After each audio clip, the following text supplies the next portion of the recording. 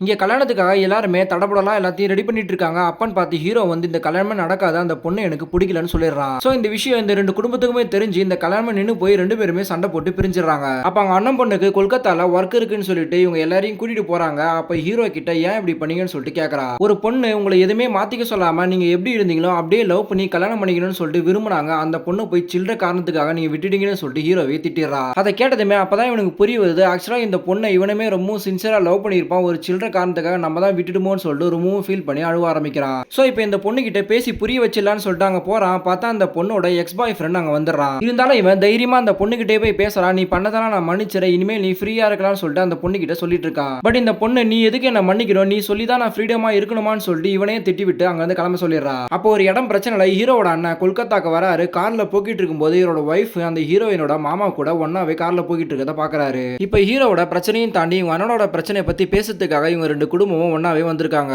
ஆக்சுவலா இவரோட ஒய்ஃப்க்கு எல்லாமே கொடுத்துருப்பாரு. ஆனா இவங்களுக்கு அன்பு மட்டும் கிடைச்சிருக்காது. சோ இவங்க சொல்றத இது வரைக்கும் ஒரு தடவை கூட கேட்டிருக்க மாட்டாங்க. ஆனா இவருக்கு அதுதான் சந்தோஷம் நினைச்சுக்கிட்டு அவங்களோட சந்தோஷத்தை புரிஞ்சுக்காம விட்டுருப்பாங்க. இப்ப இதெல்லாம் சொல்லி இவங்க கூட என்னால வாழ முடியாதுன்னு சொல்லிட்டு அவங்க கூட போயிடுறாங்க. வேற வழி இல்லாம இவங்க 2 பேருமே பிரிஞ்சிடறாங்க. இப்பதான் ஹீரோக்குமே நம்ம அண்ணி இவ்வளவு நாளா சந்தோஷமா இருந்தாங்கன்னு சொல்லிட்டு நினைச்சிட்டு இருந்தோம். ஆனா அவங்களுக்குள்ள இவ்வளவு வழி இருந்ததுன்னு சொல்லிட்டு இப்பதான் புரிய வருது. சோ இப்பதான் ஹீரோக்கு பொண்ணுங்களை நம்மள எப்படி நடத்தணும்னு சொல்லிட்டு புரிய வருது. அந்த ஃபேமிலி முன்னாடியே அந்த பொண்ணு கிட்ட மன்னிப்பு கேட்டு பண்ணதெல்லாம் தப்புன்னு சொல்லிட்டு லவ்வையும் சொல்றான். அந்த பொண்ணுமே ஹீரோவை ஏத்துக்கிறா.